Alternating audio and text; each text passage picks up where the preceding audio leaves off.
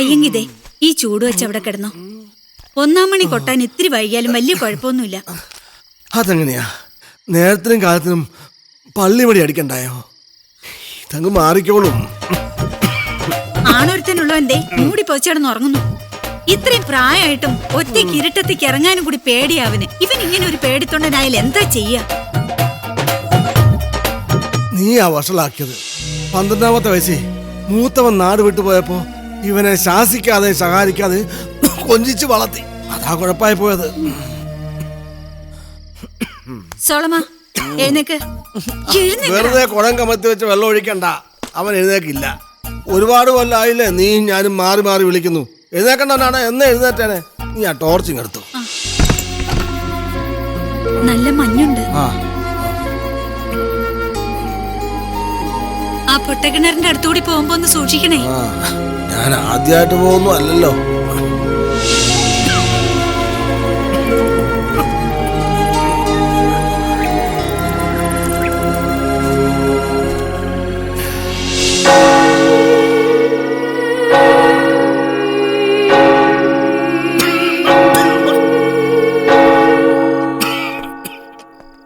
നേരാമണ്ണം ചികിത്സിക്കാതെ താനീ അസുഖം വെച്ചിങ്ങനെ നടന്നോ? ആ സോളമനെ കപ്പിയാരാക്കിയിട്ട് തനിക്കിനി റെസ്റ്റ് എടുക്കാൻ മേലേ? അവനോട് പറയാഞ്ഞിട്ടാണോ അച്ചോ? കേക്കണ്ടായോ? അവന് സിനിമക്കാരനല്ലേ, സംവിധായകൻ. അച്ഛനറിയാവല്ലോ, തെരുവിൽ അലിഞ്ഞു നടക്കുന്ന കൊച്ചുങ്ങളെ വെച്ച് സിനിമ പിടിച്ച് എന്റെ കുടുംബത്തെ മുഴുവൻ തെരുവിലാക്കിയവനാ അവൻ. കാട് കയറി ആർക്കും വേണ്ടാതെ കിടന്ന തൈക്കാടന്മാരുടെ ഭൂമി നക്കാപ്പിച്ച കാശിന് കിട്ടിയോണ്ടാ ഇപ്പൊ ഉള്ള കടപ്പാടം ഉണ്ടായത്. പ്രൊഡ്യൂസർ ഇടയ്ക്ക് വെച്ച് മുങ്ങിയപ്പോ അതവൻ ഏറ്റെടുത്ത് നടത്തിയതല്ലയോ? ഒന്നും മനഃപൂർവ്വം അല്ലല്ലോ. അച്ഛനല്ലെങ്കിലും അവന്റെ പക്ഷല്ലേ പറയൂ. 7 വർഷത്തിന് മുമ്പ് നമ്മുടെ ഈ പള്ളിയിലെ പൊന്നും കുരിശ് കളവ് പോയതാ.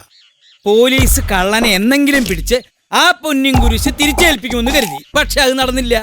അത് നടക്കാതെ വന്നപ്പോഴാ പുതിയ പൊന്നും കുരിശ് പണിയാനുള്ള തീരുമാനം ഈ കമ്മിറ്റി എടുത്തത്. പള്ളി വക ഭൂമി ഏതെങ്കിലും വിറ്റിട്ട് പൊന്നും കുരിശ് പണിയാമെന്ന് ഈ കുണ്ടുകുഴി അച്ഛനോട് ഞാൻ പറഞ്ഞപ്പോ അച്ഛനോട് നോക്ക്, കേട്ടില്ല. അപ്പോഴാണ് അച്ഛൻ ഒരിടത്തും കേൾക്കാത്ത പുതിയൊരു ഐഡിയ ആയിട്ട് വന്നത്. സ്നാപക യോഹന്നാന്റെ സീരിയൽ പിടിച്ച് അതിന്റെ ലാഭം കൊണ്ട് പൊന്നിൻ കുരിശ് പണിയാമെന്ന്. അച്ഛന്റെ തിരക്കഥ, കപ്പ്യാരുടെ മോന്റെ സംവിധാനം. എന്നിട്ട് ഈ സ്നാപയോഹന്നാൻ എവിടെ? പൊന്നും കുരിശ് എവിടെ? എന്താ ഈ സ്നാപയോഹന പൊന്നും കുരിശ് കൊണ്ട് ശബരിമലയ്ക്ക് പോയാ?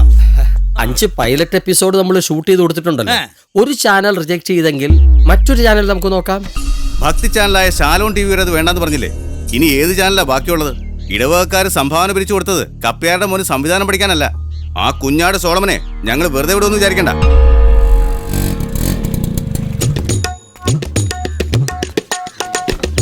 അച്ഛന് തല്ല് കിട്ടിയോ? ഇല്ലില്ല, ഇപ്പൊ കിട്ടും. ഒന്ന് മൂപ്പിച്ചു കൊടുത്തേക്കാം. സോളമൻ എന്നെ സ്നാപക യോഹന്നാനാക്കെന്ന് പറഞ്ഞപ്പോ ഇയാളാ വേണ്ടെന്ന് പറഞ്ഞത്. സീരിയൽ വെളിച്ചം കാണാത്തതിനെ സംവിധായകനായ സോളമന് മാത്രം കുറ്റം പറഞ്ഞ കാര്യമില്ല. എല്ലാം ചലകുളമാക്കിയത് ഈ കുണ്ടുകുഴി അച്ഛനാണ്. ലോനപ്പാ, അഭിനേതാക്കളെ അച്ഛൻ തെരഞ്ഞെടുത്തത് ഒട്ടും ശരിയായില്ല. കള്ളന്റെ ലുക്കുള്ള ഇവനെ പിടിച്ച് യേശു ക്രിസ്തുവാക്കുമ്പോൾ ഓർക്കണമായിരുന്നു. വ്യക്തിപരമായ ആക്ഷേപം പാടില്ല. വ്യക്തിപരമായ ആക്ഷേപം പാടില്ലെങ്കിൽ നിന്റെ കുടുംബത്തെ ആക്ഷേപിക്കടാ. എന്ത് നല്ല റോള് കിട്ടാത്ത ചൊരുക്കി എന്നോട് തീർക്കല്ലോ ലോനപ്പാ. അതേടാ ചൊരുക്ക് തന്നെയാ. ലോനപ്പാ, എന്തേട്ടോ ഉണ്ടോക്കി കാണിക്കരുത്. ഇല്ല ഏട്ടാ, യോഹന്നാന്റെ വേഷമോ തന്നില്ല. യേശുക്രിസ്തു ആവാൻ 1.5 മാസം പട്ടിണി കിടന്ന് വയറൊട്ടിച്ച് വന്നപ്പോൾ എല്ലാവരും കൂടി എന്നെ കുന്തം പിടിപ്പിച്ച് പറഞ്ഞാക്കി. അക്ഷരം മിണ്ടിച്ചില്ല. ഉണ്ണിയേശുവിന്റെ ജന്മകാലിത്തൊഴുത്തിൽ ഷൂട്ട് ചെയ്യുമ്പോൾ സംവിധായകന് പുറകെ പശുകുത്തി മറിച്ചിട്ടു. അവൻ വന്ന് വീണത് കന്യാമറിയമ്മ എന്റെ ഭാര്യയുടെ മേത്ത്. ഇടത്തെ വാരിയിലല്ല, ഇടത്തെ വാരിയിൽ ഒടിഞ്ഞ് 1.5 മാസം അവൾ ഹോസ്പിറ്റലിൽ കിടന്നു. ഒരു സീരിയൽ അഭിനയിച്ചത് എന്റെ കുടുംബം കണ്ടില്ല. ലോനപ്പാ, ഇല്ലേട്ടാ, പൊക്കനില്ല. അതെ, സീരിയലിന്റെ കഥ കേൾക്കാനല്ല ഇവിടെ കമ്മിറ്റി കൂടിയിരിക്കുന്നത്. ഇടവകക്കാരുടെ പണം പിരിച്ചെടുത്ത് അത് നശിപ്പിച്ച സോളമനെതിരെ എന്ത് നടപടി എടുക്കണമെന്ന് ആലോചിക്കാനാണ്. ഇടവകക്കാരെ വഞ്ചിച്ച സോളമനെതിരെ കേസ് കൊടുക്കണോ വെച്ചോ? അതെ, അല്ലെങ്കിൽ അവന്റെ ഈ കപ്പ്യാരി എന്താ ഇടവകക്കാരുടെ കാശ് തിരിച്ചു തരട്ടെ.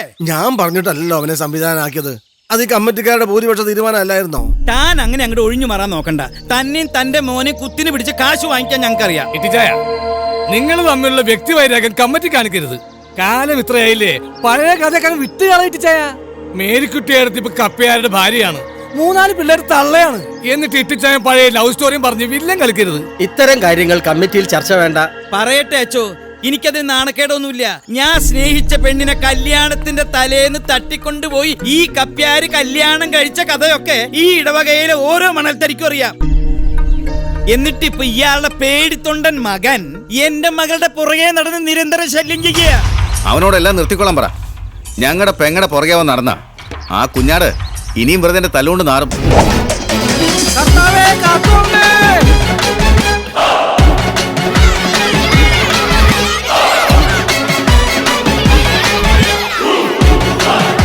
രക്ഷിക്കണേ.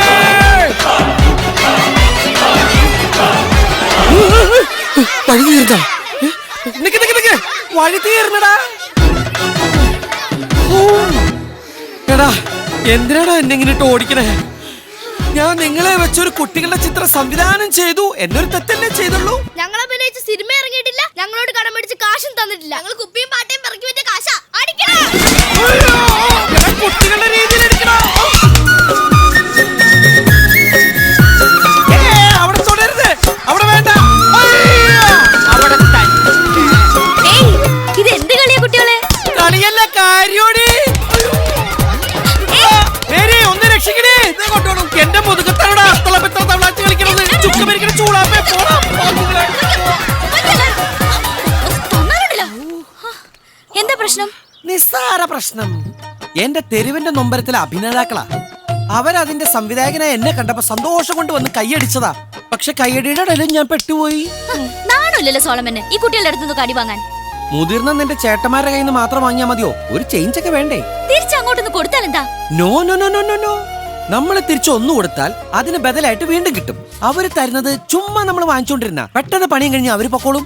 പ്രതികരിക്കാൻ നിന്ന് കൂടുതൽ അടി കിട്ടും. ചുമ്മാതല്ല, ഇങ്ങനെ വെറും പേടിത്തൊണ്ടനായതുകൊണ്ട് നാട്ടുകാർ മുഴുവനും നിന്നെ കുഞ്ഞാടെന്ന് വിളിക്കുന്നത്. കുഞ്ഞാടില്ലേ നിന്റെ അപ്പന് ഇട്ടിച്ചൻ. ശവാ, ഞാനൊരു സമാധാനപ്രിയനായത് ഇപ്പൊ തെറ്റായി പോയോ? എല്ലാവർക്കും തെറ്റും കുറ്റങ്ങളൊക്കെ ഉണ്ടാവും. പക്ഷെ ആണുങ്ങളായ കുറച്ചൊക്കെ ധൈര്യം വേണം. ധൈര്യം എനിക്ക് വരണ്ടേ മേരി? എന്തെല്ലാം മരുന്നുകൾ മാർക്കറ്റിൽ ഇറങ്ങണു.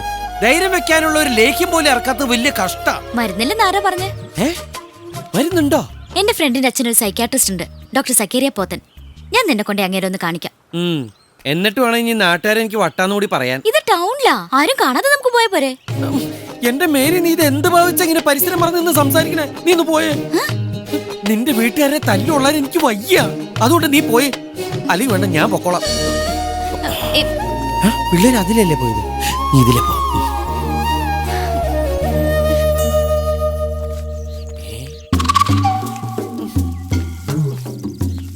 എന്റെ കലാജീവിതം തകർത്തളഞ്ഞ ദ്രോഹി നീ. ഒരുത്തിക്കാരനെ ഷൂട്ടിംഗ് മുടങ്ങി എന്റെ എത്ര രൂപ നഷ്ടമെന്നറിയോ? നിന്നോട് ഞാൻ എന്ത് തെറ്റ് ചെയ്തിട്ടാ ജാൻസി നീ ആ ചതി എന്നോട് കാണിച്ചത്? എന്താ ഓർമ്മയില്ല? ചവച്ചോണ്ടിരിക്കണ ബബിൾക്കം തുപ്പിക്കളഞ്ഞിട്ട് ഒന്ന് ഓർത്തു നോക്കിയേ. Rolling sir. ആക്ഷൻ!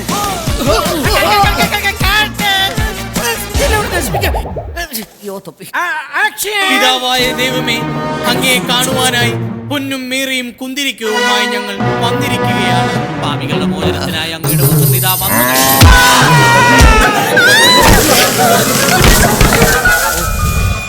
ഓർക്കുന്നുണ്ടല്ലേ? നോക്കിക്കോ, ഏതെങ്കിലും ഒരു ക്രിസ്മസിന് നിന്നെ വെട്ടുമ്പോ ഞാനും മേടിക്കും നിന്റെ ഒരു കിലോ ഇറച്ചി. എന്നിട്ട് ഉരുളക്കിഴങ്ങിട്ട് വെച്ച് വല്ല ചാവലപ്പെട്ടിക്ക് എറിഞ്ഞു കൊടുക്കും. കുഞ്ഞാടും പശുവും കൂടെ ഏത് പിണ്ണാക്കന്റെ കാര്യമായി പറയുന്നേ? നിനക്കെന്താ നെഞ്ചുവേനുണ്ടോടാ? ആ, ഇടയ്ക്കിടയ്ക്ക് തോമേട്ടനെ കാണുമ്പോ പറയട്ടെ, ഒരു 100 രൂപ തന്നിട്ട് പോടാ. വെറുതെ അല്ലല്ലോ, ഇരുന്നിട്ടല്ലേ. അയ്യോ, കാശ് എടുക്കല തോമേട്ട, എനിക്ക് കറണ്ട് അടയ്ക്കലത്. അപ്പം വഴക്ക് പറയും. അവന്റെ അമ്മൂമ്മയുടെ ഒരു കറണ്ട് കാശ് വേണ്ട. നിനക്ക് കാശ് വേണ്ട, ഞാൻ മെഴുതിരി എത്തിച്ചോളാം. Very good. ഇതിലെന്താണ് അത്ര വെരി ഗുഡ്? കുടിക്കുന്ന കള്ള് മുഴുവൻ അയാളുടെ നവദ്വാരങ്ങളിൽ കൂടി പുറത്തു പോണേ കർത്താവേ.